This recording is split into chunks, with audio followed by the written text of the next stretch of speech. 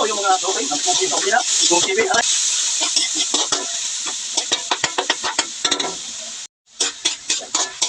So, yung mga topping, sasamputin lang natin itong baboy. Ating hihintayin maging golden brown. For today's video, magluluto tayo ng sotanghon with pork. Hintayin lang natin mamula ang ating karning baboy. Sasamputin lang natin ng bahagya ang ating baboy bago natin timplahan. Yan mga kauking, habang sinasamputin natin ng baboy at hintayin natin mamula, tayo muna yung maghihiwa ng sibuyas.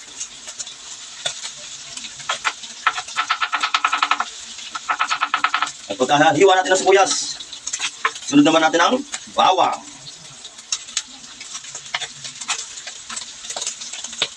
Aray! Uy! Ano na naman?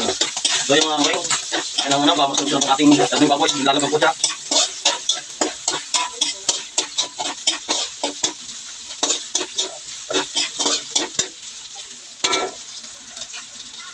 Tapos na rin tayong maghiwa ng bawang. Sige na mga kawing, itatabi lang muna natin ang ating karne, golden brown na. Magigisa na ang bawang. Isunod natin ang sibuyas. Ating ihalo na itong ating karne. Napit pula. So yung mga kawing, lalagyan natin ng sabaw ang ating sinapotsyang baboy.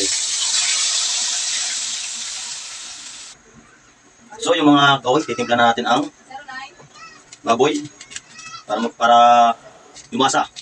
Ito ang magic sarap na kalating gagamitin natin.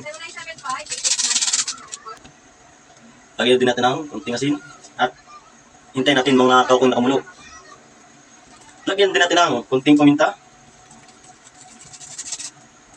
So yan, lalagyan na natin ang nor pork para sumarap ang ating pork sotanghon.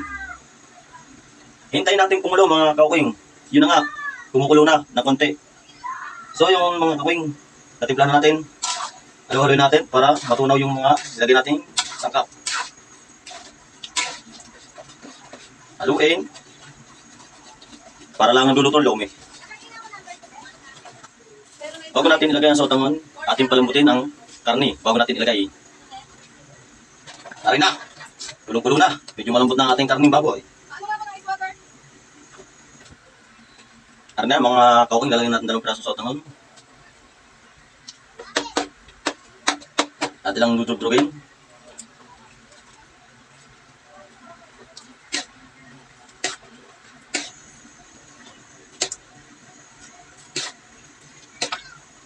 Wow, rapsa!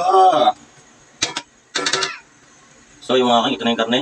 Lasahan natin. So yung mga kawing, hanggang dito lang ang aking video. Tapos na tayo magluto. Maraming salamat sa inyong panonood.